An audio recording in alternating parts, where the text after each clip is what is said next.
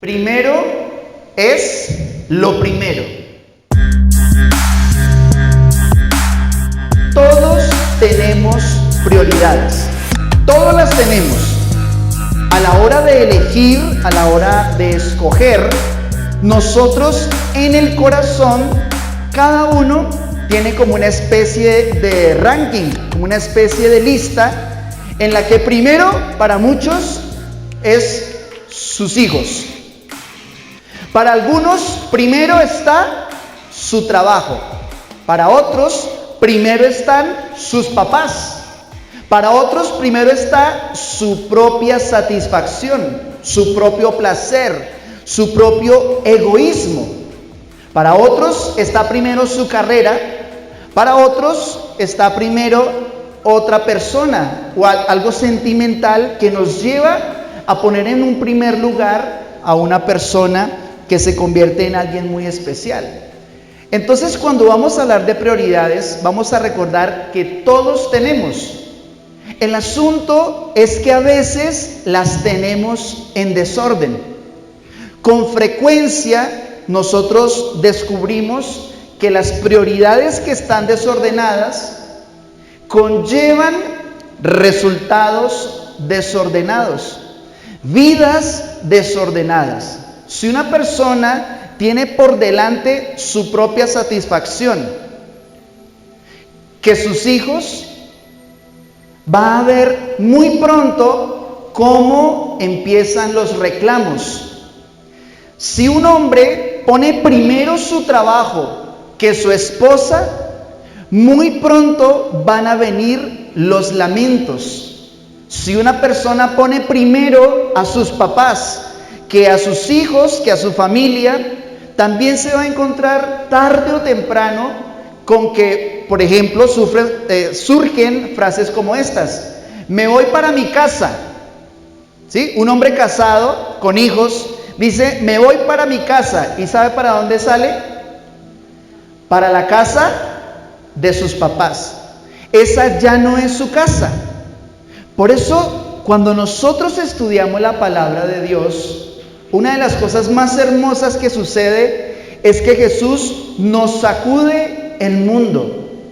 Revoluciona el Señor nuestro corazón respecto de nuestras prioridades. Por eso vamos a ver que el consejo de Dios es que todo sea hecho decentemente y con orden, tal como lo dice Primera de Corintios, capítulo 14, verso 40. Este pasaje habla de cómo se deben hacer las cosas en la iglesia, en el tiempo de congregarnos. Y el contexto de este versículo son los dones espirituales, donde había tanta manifestación de los dones del Espíritu que eso se volvía algo que parecía completamente desordenado. Por eso, el deseo de Dios es que en todas las cosas nosotros podamos hacerlo en orden. Diga conmigo, por favor, esa palabra: orden. Orden. Ahora, Dios claramente nos ha expresado cuáles son sus métodos, cuál es el orden con el cual nosotros podemos llevar una vida muy bendecida. Todas las personas consideran que tienen orden en sus vidas y en sus asuntos, pero muy pocos se preguntan, bueno, ¿y cuál es el orden que le agrada a Dios? ¿Quién no ha pasado por esta situación en el hogar? A la esposa le gusta que todos los tarritos, que todos los 57.428 tarritos que utiliza para las manos, para los pies, tiene uno para el ojo derecho, otro para el ojo izquierdo, estén puestos en una sola mesita. Pero resulta que el esposo no tiene ese mismo orden. No deja la toalla en el lugar que se supone que debería estar. Y ese desorden siempre trae complicaciones. Por eso yo creo que es muy sano conciliar con la pareja y preguntar, bueno, ¿cuál es el orden que vamos a llevar? Igual en las finanzas de su empresa, de su negocio. Si usted tiene todo eso, un completo desorden, a pesar de que usted tenga mucha bendición, de que usted abunde, aún así podría tener complicaciones. Por eso una pregunta sabia es: Dios, ¿cuál es el orden en que tú quieres que yo tenga mi vida? El asunto es que no hacerlo trae tarde o temprano complicaciones tales que incluso la Biblia enseña que muchas personas culpan a Dios a causa de las consecuencias de su propio desorden. Esto es uno de los primeros versículos que yo me memoricé, porque me parece que es tremendo la consecuencia de no tener esa sensatez en establecer las prioridades.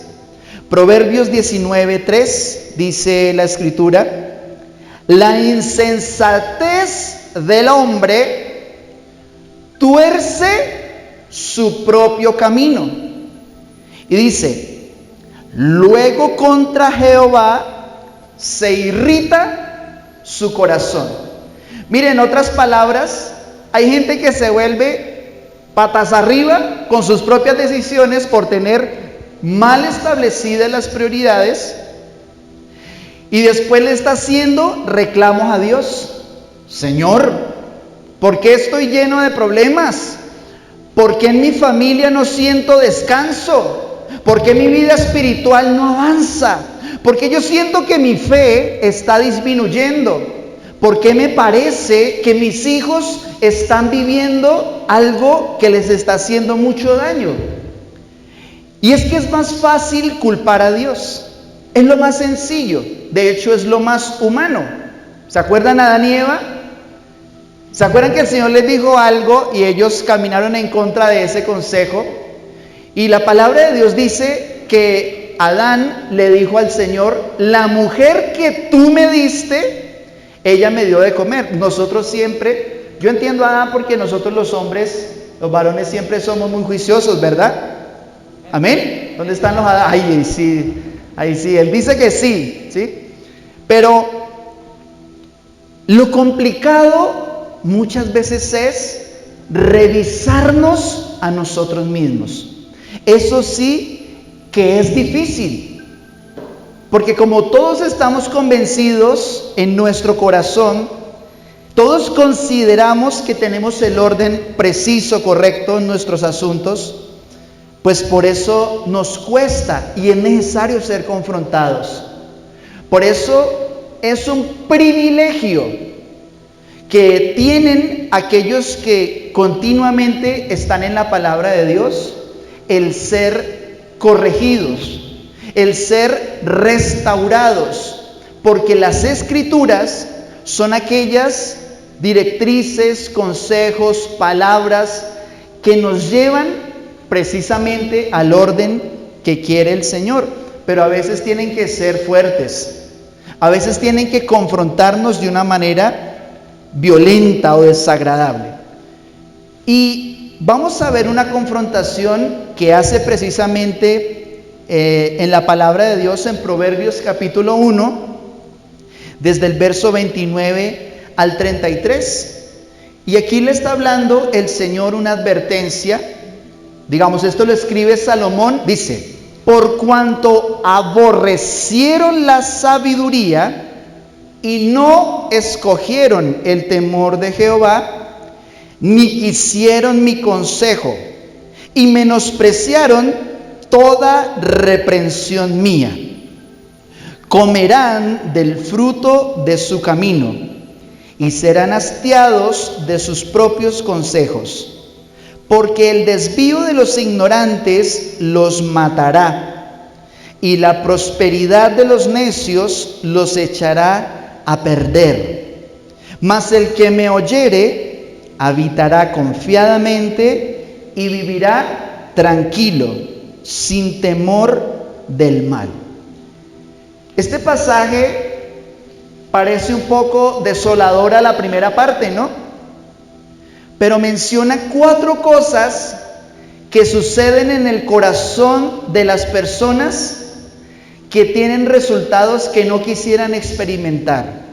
En primer lugar dice: aborrecieron la sabiduría. La expresión aborrecer tiene que ver con querer lejos, querer tener lejos. Por eso, si usted o yo aborreciéramos la sabiduría, empezaríamos a experimentar una serie de complicaciones tremendas. Y dice también, no escogieron el temor de Jehová. Cuando una persona teme a Dios, cuando una persona camina consciente de la presencia de Dios, toma mejores decisiones en todas las áreas de su vida.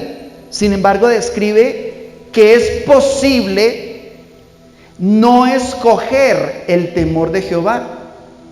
Por eso la palabra escoger tiene que ver con decisión. La verdad es que nosotros a veces tomamos decisiones por fuera del temor de Dios.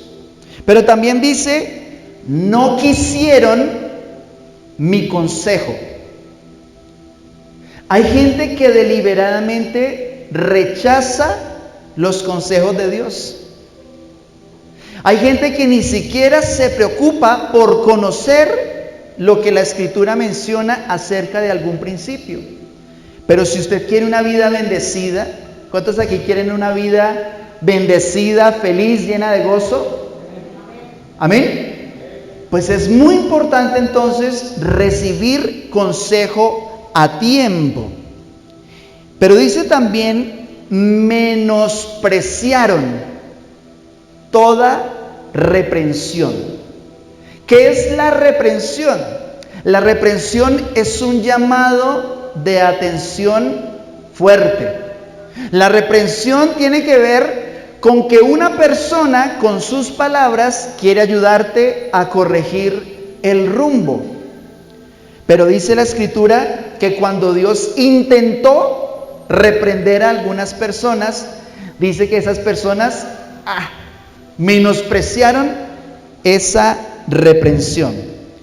Y mire las consecuencias, porque dice en ese mismo versículo, en ese mismo pasaje, dice, comerán del fruto de su camino y serán hastiados ¿de qué? ¿Ustedes saben qué es estar hastiado? ¿Usted no le ha pasado que come dulce y dele y a los 20 minutos ya se acabó el tarro completo de arequipe? Dice la Escritura que cuando una persona se la pasa aconsejándose demasiado a sí mismo, tarde o temprano se va a sentir hastiada de sus propios consejos. Y lo más tremendo es que dice que aún la prosperidad puede hacerle daño a una persona. ¿Usted sabía eso? Que aún la prosperidad podría hacerle daño a una persona. Pero yo quiero darle una palabra a aquellos que se sienten así. En algún momento, en algún sentido, en algún área de su vida, quiero decirte que Dios te ama mucho, que el Señor tiene un plan, pero es necesario empezar ordenando las prioridades. Y dice que aquel que oye al Señor, que aquel que oye la palabra de Dios, dice, habitará confiadamente y vivirá tranquilo y sin temor del mal. Vivirá confiadamente. El que oye la palabra vivirá confiadamente. Yo le pregunto, ¿usted se siente confiado? ¿O usted se siente desconfiado? Porque si usted se siente confiado, digamos, puede ser un muy buen síntoma de que en algún momento oíste la palabra de Dios. Pero también dice, el que oyere vivirá tranquilo. Si usted en sus negocios, en su familia, en su vida sentimental, su salud, en cualquier aspecto, usted quiere vivir tranquilo, es necesario que usted oiga al Señor. A mí me pasa casi que todos los días. He tenido una experiencia muy bonita casi todos los días, en los que visitamos a personas, acompañamos a algunas familias, a algunas personas en algunas situaciones complicadas, y siempre que terminamos la oración, a mí me gusta preguntar: ¿cómo te sientes? ¿Pudiste orar? ¿Cómo estás? Y el 99,99999% de las respuestas son: pastor, me siento más tranquilo, me siento más reposado, como más descansado. Y muchas veces ustedes y yo hemos sentido que como que un peso se nos va, como que una carga se nos quita. Y eso sucede porque 5 o 10 o 20 minutos de oración, de estudio de la palabra, producen, así sea muy poquito, produce descanso, produce tranquilidad. Ahora imagínese uno vivir constantemente sumergido en la palabra, sumergido en el orden de Dios en cuanto a las prioridades. Pero también dice que el que oyera, que aquel que oyere estas palabras, dice, vivirá sin temor. De lo más delicioso que hay en la vida, y es un tesoro, es vivir tan reposado, tan tranquilo, que uno pueda ser libre del temor. Libre del temor de que lo que hemos edificado se pueda caer, de que las personas se levanten en nuestra contra, de que aquellos que amamos se vayan o nos dejen, de cualquier situación. Cuando nosotros oímos la dirección del Señor, vivimos cada vez más libres del temor. Diga conmigo, por favor, estas palabras. Diga: yo oigo al Señor, por lo tanto voy a vivir confiadamente, voy a vivir tranquilo, y de mi vida se va el temor.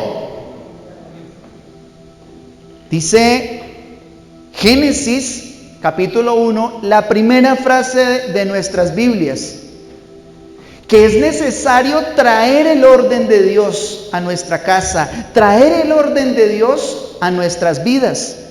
Y describe la Escritura que en el principio creó Dios los cielos y la tierra. Pero dice que la tierra estaba desordenada y vacía. Inmediatamente surgió toda la creación.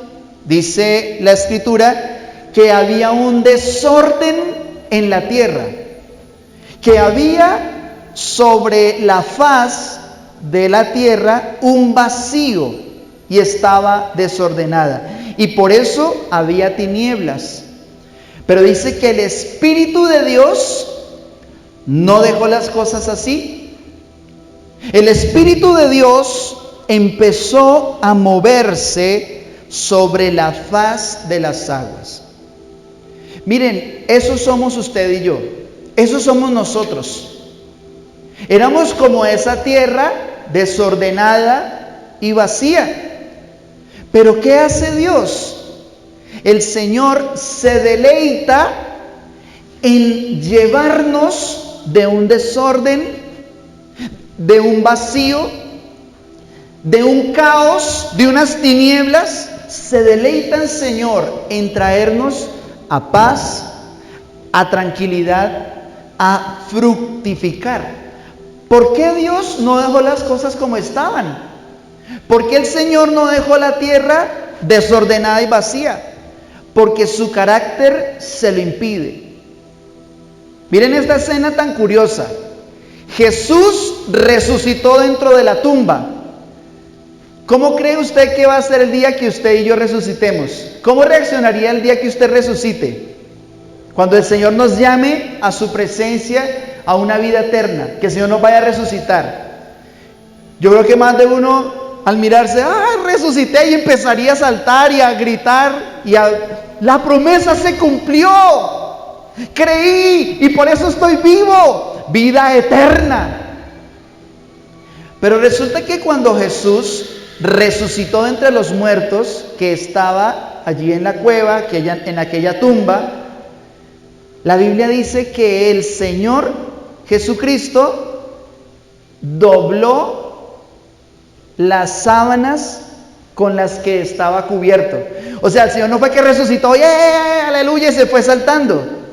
El carácter de Dios es tan ordenado, tan limpio, tan hermoso, tan perfecto, tan manso, que lo que hizo el Señor fue que no salió y tumbó la piedra y salió, y mejor dicho, sino que dobló el sudario, dobló aquellos mantos con el que acostumbraban cubrir los cuerpos.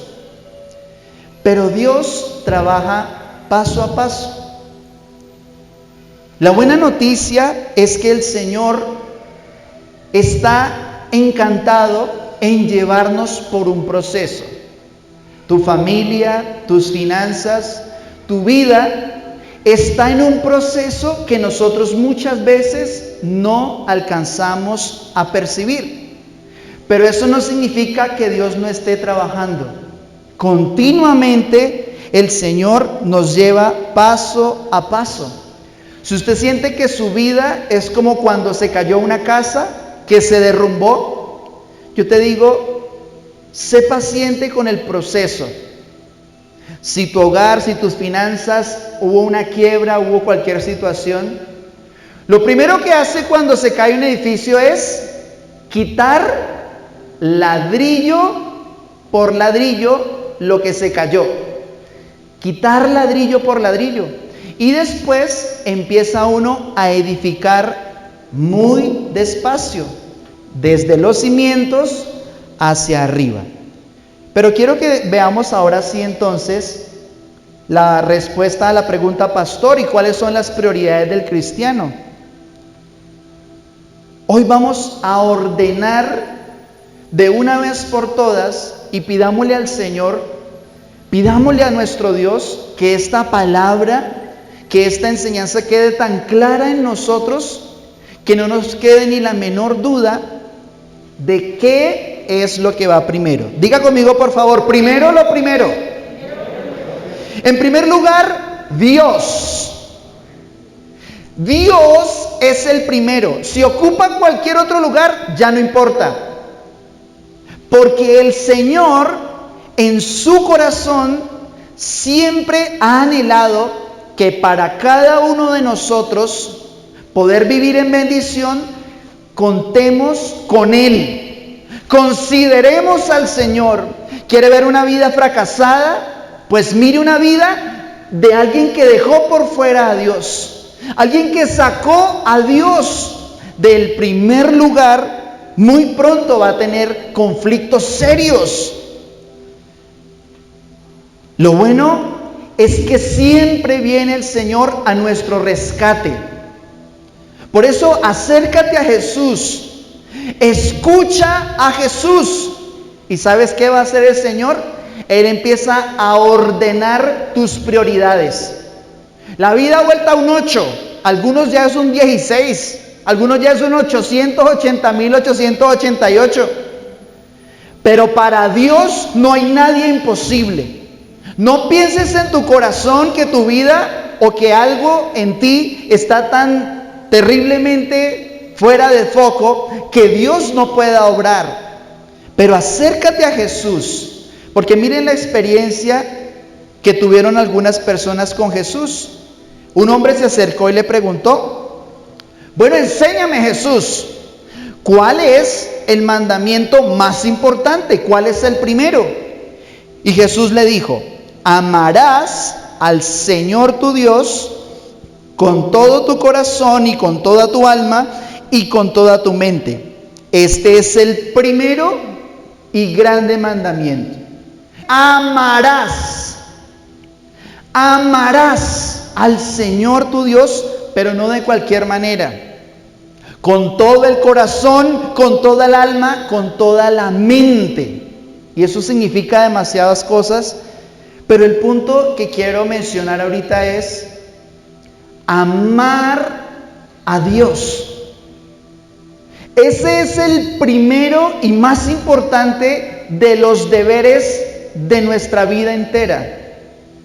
Cuando en nosotros hay amor, se enciende un fuego, se enciende una pasión. Y cuando amamos a Dios, nada nos puede detener. Porque cuando Él está en primer lugar, Él se encarga fielmente de todo lo demás.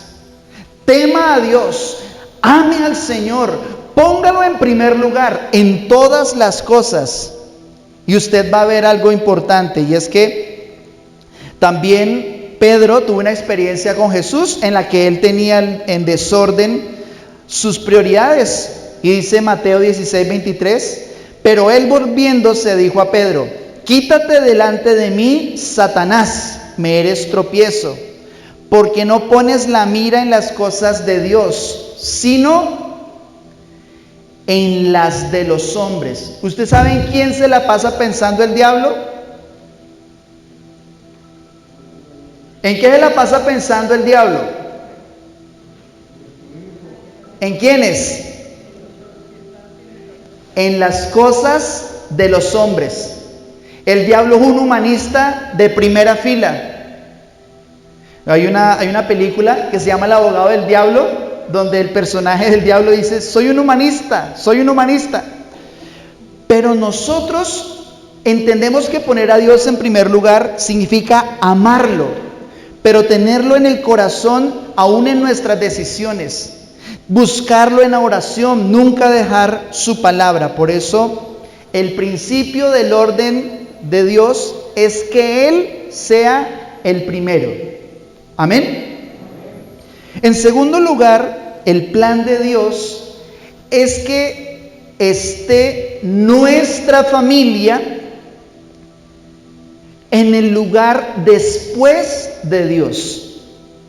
Que tu familia ocupe un lugar central.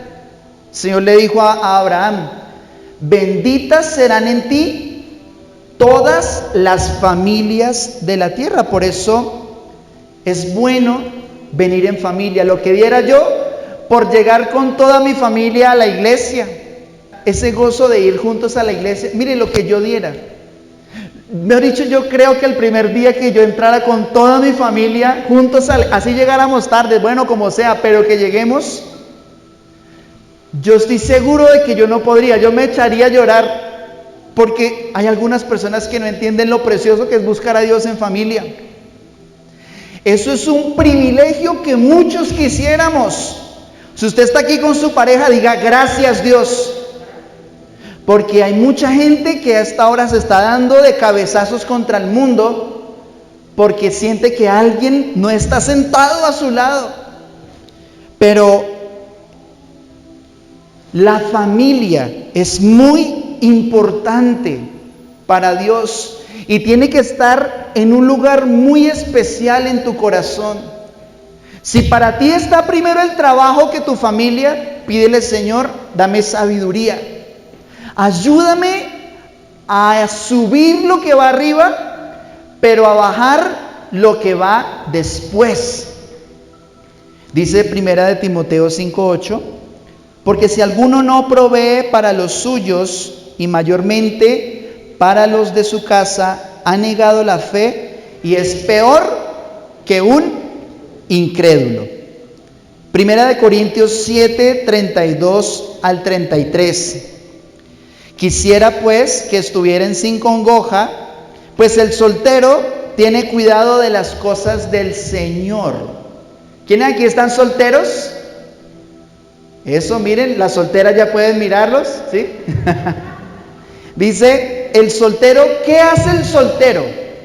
Tiene cuidado de las cosas del Señor, de cómo agradar al Señor. Sin embargo, también dice, pero el casado tiene cuidado de las cosas del mundo. ¿De qué? De cómo agradar a su mujer. Mire, aproveche, mujer, y pégale el codazo. Dígale, no se le olvide, sinvergüenza, que la palabra de Dios respalda el hecho de que tú, estando soltero, bien, le sirves al Señor, Él es el número uno, y el servicio tiene que ver también con la iglesia. Sin embargo, alguien que se casó tiene que poner más arriba a su familia. Su familia, y lo digo al casado, vive para agradar a su mujer. Ahora, 1 Corintios 7, en el verso a continuación, dice: hay asimismo diferencia entre la casada y la doncella. ¿Quiénes aquí están casadas? Vea, pero tienen cara de doncella, ¿sí o no? Mírenla bien. Vea, ningún esposo dijo amén. Yo tratando de ayudarles. Otra vez, listo. Devolvamos esa parte. Tienen cara de doncellas estas esposas, amén. Amén. En la casa arreglamos, ¿no? Y dice, la doncella, o sea, la mujer que no se ha casado aún, dice, tiene cuidado de las cosas del Señor, para ser santa así en cuerpo como en espíritu. Pero es importante, dice, pero la casada tiene cuidado de las cosas del mundo, de cómo agradar a su marido. Dice, esto lo digo para provecho. Usted enfóquese en agradar a su esposa. Reconquiste todos los días su corazón. Mi hobby es como un deporte. Mi deporte favorito es sacarle risas a mi esposa. A mí me encanta asustarla, sorprenderla. Y sé que eso le agrada a Dios. Porque si puedo cuidar una ovejita, Dios me va a dar 1000. El que cuida una ovejita, Dios le puede poner muchas más. Por eso se dice que ese es el primer ministerio. Entonces, ¿cuál era el primer orden en las prioridades del cristiano? Dios. ¿Cuál es el segundo? La familia. Ahora, en tercer lugar está la iglesia. Hay personas que en su vida la iglesia no ocupa un lugar prominente. Por ejemplo, el niño va a salir a estudiar y entonces ¿a qué hora lo levanta? A las 5 de la mañana. Esos pobres niños que se pegan, que toca despegarlos con la cobija, ¿sí? Y lo levantan a las 5 de la mañana y lo peinan así todo como el lambido de la vaca, así, pobrecitos los niños. A las 7 de la mañana ya está listo, entrando, ya desayunó, ya está plastificado, perfumado. Pero si el niño le dice el domingo en la mañana, ay mami, yo no quiero ir a la iglesia.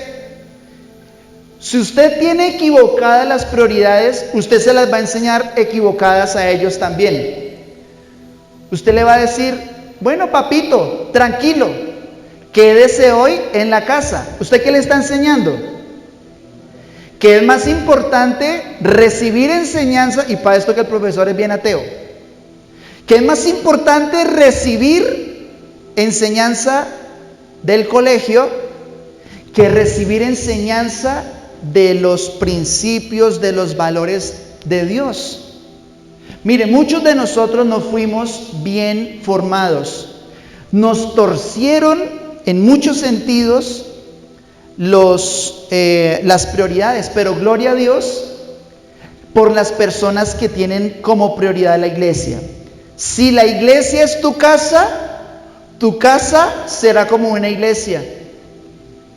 Si tú dices, hoy es el día que hizo el Señor, me voy a alegrar en Él, la alabanza que suene duro, y me voy a danzar, voy a creerle al Señor, me voy a alegrar en Él. Mire, hasta tiene valor terapéutico cantar.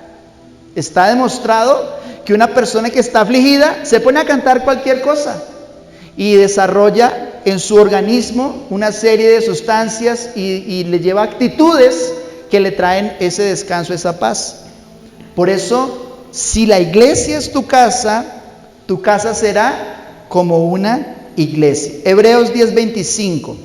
No dejando de congregarnos, como algunos tienen por costumbre. Miren, hay personas que tienen por costumbre congregarse. Y hay personas que tienen por costumbre no congregarse, no dejando de congregarnos como algunos tienen por costumbre, sino exhortándonos, y tanto más cuando ven que aquel día se acerca. Efesios 1:22, y sometió todas las cosas bajo sus pies y lo dio por cabeza sobre todas las cosas a la iglesia. La iglesia está en tercer lugar porque el plan de Dios es que Jesús es la cabeza de la iglesia y la iglesia, siendo el cuerpo, está por encima de todas las cosas. Eso dice este pasaje.